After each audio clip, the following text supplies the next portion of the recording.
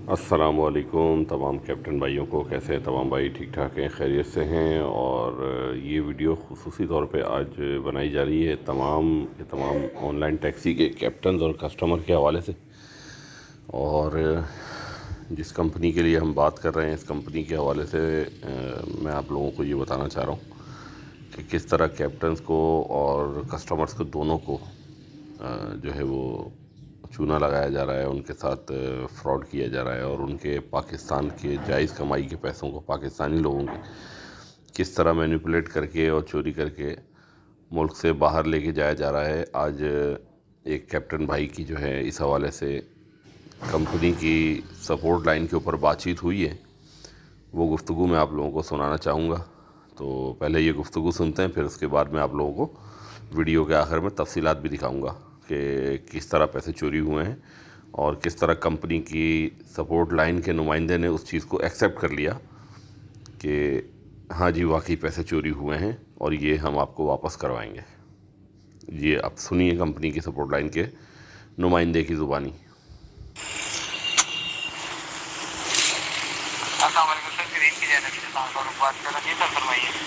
कैसे हैं फारूक भाई? जी अल्हम्दुलिल्लाह सर, फरमाइए जी। जी फारूक भाई, ये राइड जो मेरे पास आई हुई है, इस पे मैंने गलत लोकेशन। अस्सलाम वालेकुम सर, ग्रीन की जानब से फारूक बात कर रहा हूं। जी सर फरमाइए। कैसे हैं फारूक भाई? जी अल्हम्दुलिल्लाह सर, फरमाइए जी। जी फारूक भाई, ये राइड जो मेरे पास आई हुई है, इस पे मैंने गलत लोकेशन पे अराइव तो नहीं किया अभी? नहीं सर, आप तकरीबन उनके 200 मीटर के रेडियस में ही है। 200 मीटर के रेडियस के अंदर हूँ। मतलब ये है कि अगर कस्टमर घर से बाहर निकलेंगे तो मुझे देख सकते हैं ना? जी सर, ऐसे ही। ठीक है, अच्छा ठीक है उस्मान भाई, ये कंफर्म हो गया। दूसरा मैं ये जानना चाहता हूँ कि ये जो राइड इससे पहले मैंने अभी एंड की है, जी जी, इसके बारे में थोड़ा सा मुझे गाइड कीजिए आप। इसका बिल बना था 244 रुपीज़। ठीक है। ठीक है, कस्टमर के पास भी चेंज नहीं था और मेरे पास भी तकरीबन चेंज नहीं था, तो उन्होंने मुझे दिए 500 रुपीज़। ठीक है। ठीक है, मैंने उनको 190 रुपीज़ वापस कर दिए। ठीक है। ठीक है, जो मेरे पास चेंज मौजूद था। ठीक है। ठीक है, और 310 रुपये मैंने एप्लीकेशन में ऐड कर दिए। ठीक है सर। ठीक है, अब 310 रुपये में से बिल था कस्टमर का 244। ऐसे ही है। सही है। अब जी जी, हम 310 को तो काउंट ही नहीं करेंगे, हम यहाँ पे काउंट करेंगे 244 को। 244 को काउंट करेंगे, बिल्कुल ऐसे ही ठीक है ना, बकिया पैसे तो जो मैंने ऊपर एक्स्ट्रा डाले वो चले गए कस्टमर के वॉलेट में। 3 वॉलेट में चले गए जी। ठीक है, अब मुझे ये गाइड कीजिए ज़रा, क्योंकि मैं बिल्कुल भी पढ़ा लिखा आदमी नहीं हूँ। मैं एक गैर पढ़ा लिखा आदमी हूँ, गैर तालीम याफ्ता। तो मुझे आप ये गाइड कीजिए कि 244 में से मुझे कितनी अर्निंग मिली है राइड में? मेरे साथ रहिएगा। जी जी, आप ही के साथ हूँ मैं सर इंफॉर्मेशन देखने के लिए कह रहा हूँ, आप मेरे साथ रहिएगा ताकि मैं चीज़ों को पूरी तरह देख लूँ। बिल्कुल सर, आप पूरी तरह देखिए, मैं आपके साथ ही रहूँगा इंशाल्लाह। सर मुझे पैसेंजर का नाम बता सकते हैं? पैसेंजर का नाम था, खातून का नाम था, वजिया के नाम से राइड बुक हुई थी। वजिया के नाम से। सर इस पे जो बिल है वो 129 रुपीज़ बना हुआ है। बिल 244 है मेरे पास। मेरे पास 129 शो हो रहा है। आप लोग मैनिपुलेट क्यों करते हैं चीज़ों को? 6 किलोमीटर की राइड है, चीज़ों को 18 मिनट का टाइम लिखा हुआ है। हाँ जी बिल्कुल। और इसके ऊपर इनिशियल वेटिंग कितनी है इसके ऊपर? मुझे देखने दीजिए। तकरीबन 15 रुपये, 20 मिनट आपने वेट किया। इनिशियल वेटिंग 20 मिनट किया, इसलिए कि ये हॉस्पिटल का सामान लेकर आना था। जी जी, ठीक है, ये आप देख रहे होंगे राइड एंड भी हॉस्पिटल में ही हुई है। ठीक है। ठीक है, तो जाहिर सी बात है कस्टमर जब आएंगे सामान देंगे उनके घर से तो फ्री में लेकर आऊँगा। और ये राइड बुक हुई थी, ड्रॉप ऑफ वाली लोकेशन से बुक की गई थी। राइड ड्रॉप ऑफ वाली लोकेशन। हाँ, मतलब जिन्होंने राइड बुक की थी वो खुद वहीं थे जहाँ मैंने इस पे ड्रॉप ऑफ डाला हुआ है ना, जहाँ मैंने सामान डिलीवर किया, क्योंकि ये डिलीवरी की राइड थी ना। जी जी, वो तो मैं देख रहा हूँ। जी, इसका बिल मेरे पास आया 244। ठीक है। ठीक है, मैंने 310 रुपये ऐड किए जो मैंने कस्टमर से लिए। ठीक है, वो भी यहाँ पे 310 ही ऐड है, मैंने देख लिया है। 310 ऐड है ना? जी जी, ठीक है, मुझे अर्निंग कितनी दी गई इसमें? 91 रुपीज़ है। 91 रुपीज़। पैसा। अब 244 में से आपने 181 कस्टमर के वॉलेट में डाल दिए सिस्टम ने। जी, ठीक है, और मुझे दे दिए 91 रुपीज़। ऐसे ही है। तो मुझे इसमें क्या फ़ायदा हुआ बताएं? बिल्कुल सर, ऐसे ही है, मैं समझ गया आपके पास। मुझे बताइए, आप मुतमईन कीजिए मुझे। मैं आपको नोटमेंट करता हूँ सर। सर ये जो हुआ है ये फिर ब्रेकडाउन सिस्टमैटिक इश्यूज की वजह से हुआ है। मतलब इसमें मेरी क्या गलती थी, मुझे ये बताइए। आपकी कोई गलती नहीं है। मतलब गलती भी मैं ना करूं और नुकसान भी मैं भुगतूं, गलती सिस्टम करे या सिस्टम को बनाने वाला उसको सेट ऐसा करे कि सिस्टम राइड के दौरान लाजमी गलती करेगा। बिल्कुल ऐसे ही है सर, मैं आपकी बात से इत्तेफाक करता हूँ। ठीक है, अब मुझे ये बताएं मेरा इसमें कितने का नुकसान हो गया इस राइड के ऊपर? जाहिर है सर काफी ज्यादा नुकसान हुआ है, लेकिन जाहिर है वो जो 246 है उसमें से आपको सिर्फ 91 ही मिले हैं। 91 मिले ना? आपका तकरीबन है जी सर, आपका तकरीबन 150 का ऑलमोस्ट लॉस बन जाता है। बिल्कुल। अगर करीम के पैसे निकाल के या बिल्कुल। तो इसमें कंपनी ने हराम खाया या नहीं खाया? ऐसा ही है, मैं समझता हूँ आपकी बात। बिल्कुल हराम खाया ना कंपनी ने, इकरार कर लीजिए मेरे ख्याल में। लेकिन मैं मानता हूँ आपकी बात कि ये मिसकैलकुलेट हुआ है, फिर ब्रेक डाउन हुआ है। तो सर इस मिसकैलकुलेशन का जिम्मेदार कौन है? सर ऑब्वियसली सिस्टम जिम्मेदार है। सिस्टम को बनाने वाला भी तो होगा मेरे ख्याल में। बिल्कुल सर ऐसे ही है। सही है, जिसने इस बदनीयती की बुनियाद के ऊपर सिस्टम को सेट किया हुआ है वो भी जिम्मेदार होगा। जी जी ऐसे ही है। ठीक है, और जो रोजाना की बुनियाद पे लाखों जो कैप्टन काम कर रहे हैं, चाहे बाइक पे हो, चाहे गाड़ी पे हो, चाहे किसी पे भी हो, ऐसा ही है। वो जो रोजाना की बुनियाद पे ये फ्रॉड का और इस चीटिंग का जो शिकार हो रहे हैं, उनको जो रोजाना की बुनियाद पे उनकी जायज कमाई के अंदर से नाजायज कटौती सिस्टमेटिक तरीके से सिस्टम को चोरी और बदनीयती की बुनियाद पे सेट करके जो बनाया गया है, उस पे जो नाजायज पैसे कमाए जा रहे हैं, इसका जिम्मेदार भी कौन हुआ? जाहिर है वही लोग हैं जिन्होंने सिस्टम बनाया, लेकिन इनडायरेक्टली इसमें बिल्कुल इसमें इनडायरेक्टली जो है वो आप भी शामिल हो रहे हैं, क्योंकि आप भी उसी सिस्टम से कमाए हुए पैसों में से ही तनख्वाह ले रहे हैं। ऐसे ही है। मतलब इस वक्त अगर मैं गुस्सा कर रहा हूँ सिस्टम पे और सिस्टम के बनाने वाले पे, तो मामूली सा गुस्सा तो मेरा आपकी तरफ भी बनता है, क्योंकि बेनिफिशियरी तो कहीं ना कहीं आप भी हैं। मुझ पे जरूर गुस्सा करें सर। नहीं सर, आप मेरे भाई हैं। आप बैंक में काम करने वाला अपनी खिदमत ईमानदारी से दे रहा होता है, भले उसको सूद में से पैसे मिल रहे हो, उससे उसको कोई सरोकार नहीं होना चाहिए। इसी तरह आप भी नहीं है, लेकिन मैं आपसे सिर्फ रिक्वेस्ट ये करूंगा कि कोई ऐसा शख्स है जिस शख्स के पास ये मेरी कॉल ट्रांसफर हो और वो मुझे मेरे पैसे वापस कर सके। सर देखें, प्रॉब्लम होती है उसके बाद उसका क्या आता है, काइंडली आप मुझे बताएंगे। मतलब मसला कोई आता है तो उसके बाद हम पहला प्रोसेस करते हैं, डिस्कस करते हैं। जी जी बिल्कुल। डिस्कशन के बाद हमारे पास एक नई चीज पैदा होती है, बात लेती है, उसको हम कहते हैं सोल्यूशन। जी जी बिल्कुल, सोल्यूशन जो चिपक जाता है। प्रॉब्लम होती है, जहाँ पे प्रॉब्लम होती है वहाँ पे सोल्यूशन लाजमी होता है। बिल्कुल है ये नहीं? बिल्कुल, जहाँ चीजें टूटती हैं वहाँ सोल्यूशन लगाना लाजमी है। बिल्कुल, मैं यहाँ किसी हूँ आपका ये मसला जो है सॉल्व करने की। नहीं, आप गलत बता रहे हैं। आप यहाँ पर सिर्फ मेरा मसला सुनने के लिए, सॉल्व करने का इख्तियार आपके पास नहीं है। नहीं सर, क्यों नहीं है? अगर है सॉल्व करने का इख्तियार तो मेरे जो जायज पैसे बनते हैं वो मुझे दे दीजिए। मैं जरूर दूंगा सर। बिल्कुल दीजिए सर, मैं आपका जिंदगी भर मशकूर रहूंगा। जो मेरी जायज कमाई है 50, 60, 70 रुपए जो मेरे बनते हैं वो मुझे दीजिए इसमें। ठीक है, इसमें कोई इशू नहीं है सर, लेकिन सर इसमें ये होगा कि टाइम दरकार होगा। सर वो वाली बात तो फिर बात वो ये है कि जब दादा मरेंगे फिर बैल कटेगा, फिर जायदाद में से, विरासत में से हिस्सा बटेगा तो फिर मिलेगा। जब तक तो पोते भी बड़े हो जाएंगे। ना सर ऐसा नहीं है। यहाँ पे जो चीजें हैं हमारे पास अंदर है, ये जो चीज हमें नजर आ रही है कि ये गलत है जी, लेकिन बात ये है कि ये जो चीज आपको होता है ना, मेरी बात सुनिए ना। जी बिल्कुल, जी सुन रहा हूँ। देखिए दो सिस्टम्स हैं, एक आपके पास एक मेरे पास जी।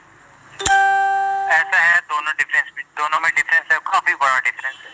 जी ठीक है जी। मेरे पास जो है वो मुझे प्रॉब्लम बताता है कि इसमें ये प्रॉब्लम हुई है। आपका जो है वो आपको बस कैलकुलेट करके चीजें देता है। बिल्कुल। मेरे पास यहाँ पे सोल्यूशन का ऑप्शन है, और यहाँ पे मेरे पास एक एज होता है। एज ये होता है कि मैं किसी चीज को प्रायोरिटी बेसिस पे सॉल्व करा सकूँ।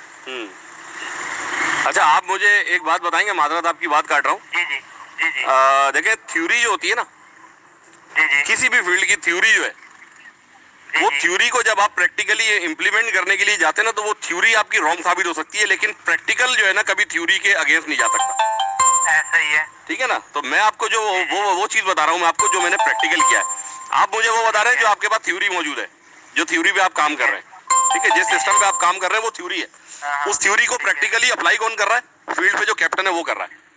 तो मेरे ख्याल में शायद अगर ईमानदाराना और मुनसिफाना फैसला किया जाए तो थ्योरी के ऊपर प्रैक्टिकल हावी है, और सिस्टम पे बैठे हुए सपोर्ट लाइन के नुमाइंदे की राय से ज्यादा अहमियत जो है फील्ड पे मौजूद कैप्टन की राय को देना चाहिए, और उसी की बात को प्रेफर करना चाहिए। बिल्कुल मैं 100% एग्री विद यू। बिल्कुल, ऐसा मुझे कोई इशू नहीं है। बिल्कुल। लेकिन सर मैं आपको जैसे बात बता रहा था कि हमारे पास एक एज होता है जिसमें हम किसी चीज को प्रायोरिटी बेसिस पे सॉल्व करा सकते हैं। मतलब कि हम फौरन उस चीज को वो हाईलाइट करते हैं। एक तो हाईलाइटेशन होती है, जैसे हम न्यूज़पेपर पढ़ते हैं ना, तो उसमें नीचे चीजें आती हैं, कुछ ऊपर होती है, हमेशा हमारी नजर ऊपर पे पड़ती है। जो ऊपर होती है उसको हम प्रायोरिटी बेसिस पे रखते हैं। यहाँ पे अगर आप मुझे ये अलाउ करते हैं कि आप सॉल्व करें, मुझ पे ट्रस्ट करके ये चीज करते हैं, तो देन आई एम हियर। अगर आप कहते हैं कि आपसे मैंने बात नहीं करनी या इस तरह कोई चीज है, मुझे हायर अथॉरिटीज के पास जाना है, ये वो, तो देन वो वाला मुझे सोल्यूशन दे। अभी मुझे मेरी अर्निंग चाहिए, चाहे आपसे मिले, चाहे हायर अथॉरिटी से मिले, चाहे मुदस्सिर शेखा साहब से मिले, मुझे तो मेरी अर्निंग चाहिए। तो बस मैं यही कह रहा हूँ। ठीक है, लेकिन आप जो बात मुझे कह रहे हैं ना, प्रायोरिटी बेसिस वाली जो बात आपने की मेरे भाई फारूक भाई, वो बात ये है कि मेरे घर में मेहमान आए और मैंने उनसे कहा सर हाथ धो लीजिए, मैं दस्तरखान लगा रहा हूँ। वो मेरे कहने पे उठे, वॉश बेसिन पे उन्होंने लक्स साबुन से हाथ धोए, बड़ी स्मेल आती है साबुन से, वो हाथ धो के और दस्तरखान पे बैठे हैं। मैं उनको कह रहा हूँ बिस्मिल्लाह पढ़े। ठीक है, मैंने उनके आगे अभी कुछ रखा नहीं है, मैं बोला बिस्मिल्लाह पढ़े। वो बिस्मिल्लाह पढ़ रहे बेचारे, भूख से उनका हाल बुरा हो रहा है। मैं उनको बोला बिस्मिल्लाह पढ़े, प्रायोरिटी बेसिस पे मैं खाना लेकर आऊंगा अभी। ऐसा ही है। ठीक है, लेकिन मैं उनके सामने कुछ ला नहीं रहा। ऐसा ही है। तो जब भूख लगेगी ना, जब भी भूखे को खाना जब भी दरकार होगा, पेट भरे हुए के आगे आप दुनिया की कौन सी बड़ी से बड़ी नेमत रख दे, मनोसलवा रख दे, उससे कोई गर्द नहीं होगा जिसका पेट भरा हुआ होगा। मैं इस वक्त भूखा हूँ, मेरी। अस्सलाम वालेकुम फारूक भाई। करीम की जानिब से इरफान फारूक बात कर रहा हूँ। जी सर। इरफान फारूक भाई, अस्सलाम वालेकुम। वालेकुम सलाम सर। जी सर। जी जनाब। अभी हम लाइन पे हैं सर। जी बिल्कुल। मैंने आपको काफी देर बाद ये चीज़ ऑफर की, क्योंकि मुझे लग रहा था कि हमारी बात जल्दी खत्म हो जाएगी, आपका मैं मसला यहाँ से वो कर दूंगा, लेकिन अभी हम इंशाल्लाह इसके सोल्यूशन की तरफ जाते हैं, बढ़ते हैं आगे इंशाल्लाह। अल्लाह पाक हम दोनों को वो दे, ताकत दे कि हम इस चीज को हलाल कर सकें। हम हक का साथ दें, ऐसे ही हक का साथ देने वाला बना दे पाक परवरदिगार हम लोगों को। मुझे आपकी यही बात चाहिए बस। जी मेरे साथ रहिए। बिल्कुल सर, मैं आपके साथ हूँ। और मैं अगेन सॉरी करता हूँ सर, मैंने आपको कल काफी लेट किया, आपको काफी मैंने ज़ाया कर दी था। अरे सर कोई बात नहीं, ये तो हमारी फील्ड में, जिस फील्ड में हम काम कर रहे हैं ना, ये इस फील्ड का तोहफा है हमारे लिए कि कंपनी ने कैप्टन को ऑप्शन भी सिर्फ राइड के दौरान दिया है और दिया भी अपने बैलेंस के ऊपर है। हालांकि इस कंपनी चाहे तो हमारे ये दोनों मसाइल भी हल कर सकती है, इसमें भी कोई टाइम नहीं लगेगा, लेकिन कंपनी ये भी नहीं करती, क्योंकि वो कंपनी को पता है कि शिकायत इतनी है कैप्टन के पास कि अगर शिकायत देने लोग लग जाएंगे फ्री में, तो हमारी हेल्पलाइन पे नुमाइंदे कम पड़ जाएंगे।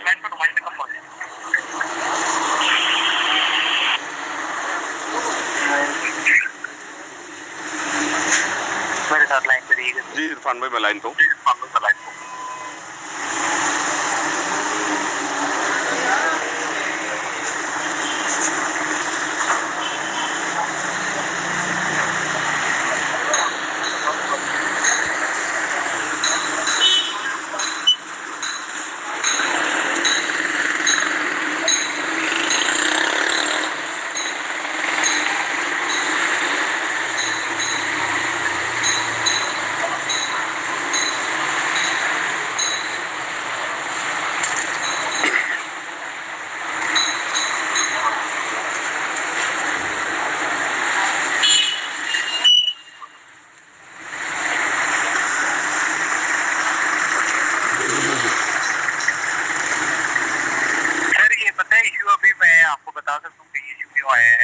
जी सर, क्या आपका नेविगेशन कुछ रास्ते में इंटरनेट ड्रॉप हुआ था?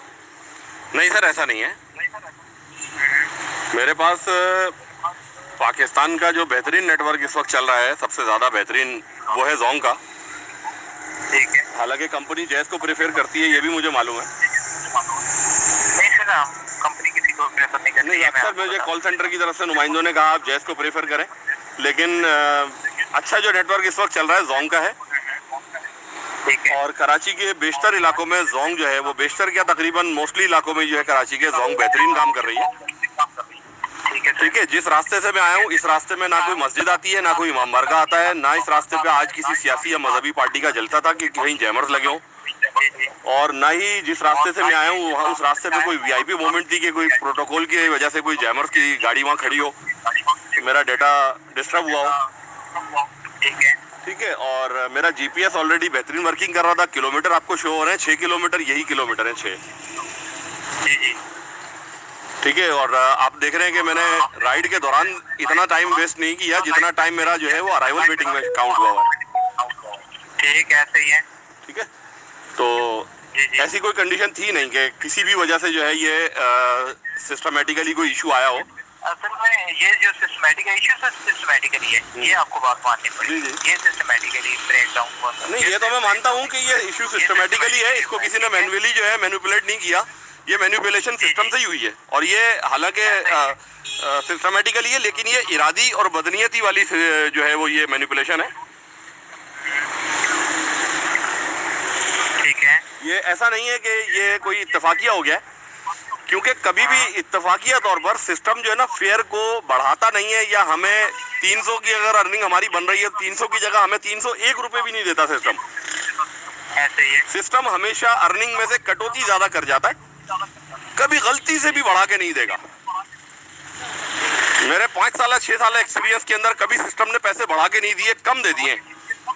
तो सिस्टम को सेट ही इसी बुनियाद पे किया गया है कि सिस्टम आपको पैसे आपके ज्यादा काट ले, कभी गलती से ज्यादा दे ना दे। ठीक है, 2046 पे फेयर पहले शो हुआ था 244। अगर आगे कुछ पैसे हैं तो वो मेरे जहन में नहीं है, लेकिन फिगर जो है एक्चुअल रुपीस में वो मुझे याद है। 244 का फेयर मुझे शो हुआ। ठीक है, आप 310 रुपए में से 244 रुपए माइनस कर लीजिए, ये एक्चुअल फेयर था। इसमें से करीम का जो अमाउंट बनता है 28%, 28.5% जो बनता है गवर्नमेंट टैक्स शामिल करके, वो डिडक्ट करके बाकी अर्निंग मेरी आप दे दीजिए मुझे। ठीक है, 310 रुपीज उन्होंने आपको पे किए। जी, मैंने उनसे 500 कलेक्ट किए, 190 उनको वापस किए, जो मेरे पास अवेलेबिलिटी थी मेरे पास चेंज की। ठीक है, तो मेरे पास आए 310 रुपए कस्टमर के, वो मैंने उनकी अमानत समझते हुए एप्लीकेशन में ऐड कर दिए।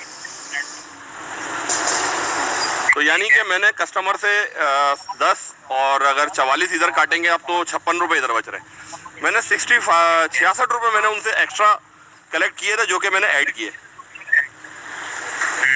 ठीक है, अब 244 को आप मल्टीप्लाई करके उसको परसेंटेज निकाल लें। 28.5% करीम का बनता है जो गवर्नमेंट टैक्स शामिल करके, वो डिडक्ट करके मेरी अर्निंग जो बनती है वो इसमें डाल दी जाए मेरे पोर्टल में, जो मेरा नेगेटिव है उसमें से कम हो जाए।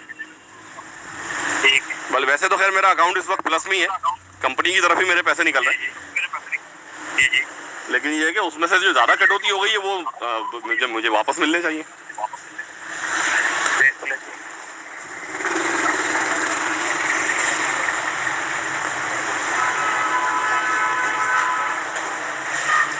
अच्छा, ये जो अभी मेरे पास राइड मौजूद है इसका क्या स्टेटस है? मुझे देखने दीजिए, क्योंकि कस्टमर तो नहीं आया, मैं तो लोकेशन पे मौजूद हूँ, कस्टमर नहीं आया मेरे पास। जी सर, आप अराइव हो चुके हैं सर? अराइव तो मैं हूँ, अराइव तो जिस वक्त मैंने आपको कॉल मिलाई है, अराइव करने के बाद ही मिलाई है। जी सर, आप अराइव हैं, फिलहाल वो नहीं आए। अगर उनसे मेरे कहते हैं तो राब्ता भी कर लेता हूँ, कोई नहीं, अगर नहीं आए वो तो 10 मिनट तो गुजर चुके हैं मेरे ख्याल में, आप इस राइड को कैंसिल कर दें। सर 10 मिनट गुजरने के बाद आपके पास ऑप्शन होता है कैंसिल का। जी, 10 मिनट तो कैंसिल करूंगा, जरूर कैंसिल करूंगा। मुझे उसके लिए कुछ कस्टमर से पहले राब्ता करना पड़ता है। आप बिल्कुल कर दीजिएगा, ये नहीं आएंगे, बिल्कुल कर लीजिए, मैं वो करूंगा। बिल्कुल कर लीजिए। पहले मैं ये काम कर लूँ या ये कर लूँ, मुझे एक बताइए, ताकि मैं इससे आ रहा हूँ कि आपके मैं चीज मेरा पुराना वाला नुकसान पहले पूरा करें, आगे काम फिर करते हैं, मसला नहीं है। राइड अराइवल तो मैं हूँ लोकेशन पे। ठीक है, कोई ठीक है, ओके।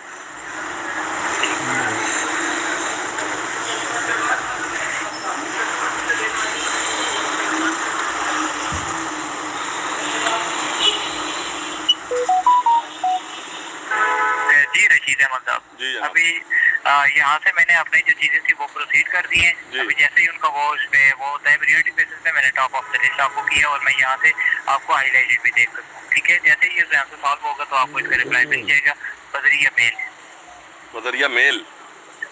जी अच्छा, तो मतलब पैसे मुझे इस राइड के बारे में बताएं। जी सर, इंशाल्लाह डेफिनेटली। नहीं, वो पैसे मुझे जीमेल में से विड्रॉ करवाने पड़ेंगे? नहीं सर, आपको उसका जो है, जो इशू है, वो इशू रिजॉल्व करके आपको दिया जाएगा कि आपका इशू रिजॉल्व हो गया है। मतलब आपको जो सोल्यूशन कैसे में होगा वो होगा। मतलब आपने कहा कि मैं आपके पैसे ऐड कर दूंगा, तो वो पैसे ऐड नहीं करेंगे, सिर्फ इशू को हाईलाइट करेंगे आप? अच्छा, मैंने इशू को हाईलाइट नहीं किया, प्रायोरिटी बेसिस पे आगे भेजे। जी जी, प्रायोरिटी बेसिस पे। और अभी आ रहा है कि जैसे ही ये देखे ना, ये टीम के पास अभी गया है, टीम जैसे ही वो देखती है वो सॉल्व करती है। हमारे पास तो दिन में हजारों के लाखों के टिकट्स होते हैं ना उनके पास। जी जी। तो यहाँ से टॉप ऑफ लिस्ट पे हमारे पास प्रायोरिटी बेसिस होते हैं। मैंने उस चीज पे किया है ताकि ये सबसे ऊपर और जल्दी सॉल्व हो। मैंने आपको पहले बताया था कोई भी काम होता है उसमें टाइम तो दरकार हो। बिल्कुल सर, टाइम दरकार होता है, लेकिन वो टाइम अभी मुझे ये सिस्टम में इश्यूज तो पिछले 4-5 साल से चल रहे हैं और हम इनको जब से हाईलाइट कर रहे हैं। ये तो आज इत्तेफाकिया तौर पे मैंने चेक कर लिया, और मेरे जैसे पता नहीं कितने कैप्टन है जो रोजाना की बुनियाद पे ये कैलकुलेशन करते ही नहीं है। वो तो बस इतनी मोहलत तो मिलती नहीं है कि कस्टमर को रेटिंग दे दे, उससे पहले दूसरी राइड आ जाती है। ठीक है, और बंदा कैलकुलेट कर भी नहीं पाता अपनी अर्निंग को और अपने फेयर को, सब चीजों को, इससे पहले वो दूसरी राइड लेके निकल जाता है। उसको पता ही नहीं चलता मेरे साथ हुआ क्या है पिछली राइड के ऊपर। ऐसा ही है सर, ऐसा ही है, बिल्कुल ऐसा ही है। सब बिजी होते हैं बहुत ज्यादा, और राइड्स भी इतनी ज्यादा होती हैं इस वजह से। जी बिल्कुल बिल्कुल। जी सर, वॉशरूम तक जाने का टाइम नहीं मिल पाता बड़े भाई। कॉल कर लो, कॉल कर लो, आप कॉल करें कस्टमर को। ठीक जी भाई, ये आप लोगों ने सुनी बातें सपोर्ट लाइन के नुमाइंदे की। बात मेरी इनसे आगे भी, कैप्टन की जो है, इनसे आगे भी बातचीत होती रही है, लेकिन जो ज़रूरी बातचीत थी वही मैंने आपको सुनाई ताकि वीडियो लंबी ना हो। अब मैं आपको तफसीलात दिखाने जा रहा हूँ। इस राइड पे जो कुछ हुआ उसकी तफसीलात मैं आपको दिखाने जा रहा हूँ कि इस राइड पे एक्चुअल में क्या हुआ। ये 310 रुपये आपको नज़र आ रहे हैं और इसमें से 91 रुपीज़ अर्निंग है। 21 नवंबर की ये राइड है, हफ्ते के दिन की, 9:17 रात का टाइम है, PM का। इसको मैं क्लिक करके तफसीलात आपको दिखाता हूँ। ये 310 रुपये कलेक्शन है। डिटेल इसकी ये है जी। ट्रिप फेयर 129 इन्होंने काउंट किया है, जबकि हेल्पलाइन का नुमाइंदा 144 बता रहा था। कैश कलेक्टेड 310 रुपये है। ये जो एडिड टू वॉलेट है ना 181, ये है असल इशू जिसकी पीछे इतनी बात हुई है कि कस्टमर का कोई प्रीवियस बैलेंस भी नहीं था, ना दीगर कोई मामला था। सारे पैसे जो थे वो करंट चार्जेस थे, और उनको जो है वो कस्टमर को हमें शो करके कर दिया गया कि ये पैसे हमने कस्टमर के वॉलेट में ऐड किए, जबकि ऐसा कुछ भी नहीं है। अगर ऐसा कुछ होता तो सपोर्ट लाइन का नुमाइंदा आपके सामने टेलीफोन कॉल पे ये चीज़ बता देता। ये इसकी बकिया डिटेल है, ठीक है। ये सारी चीज़ें हैं, ये तफसीलात हैं राइड की। ये एरिया है जिस एरिया में ये राइड मूव हुई, बफर जोन से बोर्ड ऑफिस तक, ये सारी तफसीलात हैं।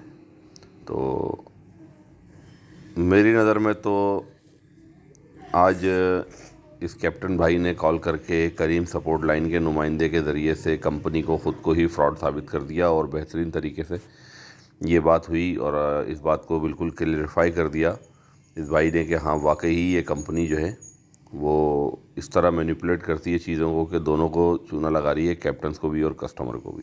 मेरे ख्याल में शायद इतनी वजाहत इस सब चीज़ों की बहुत थी। जज़ाकल्लाह।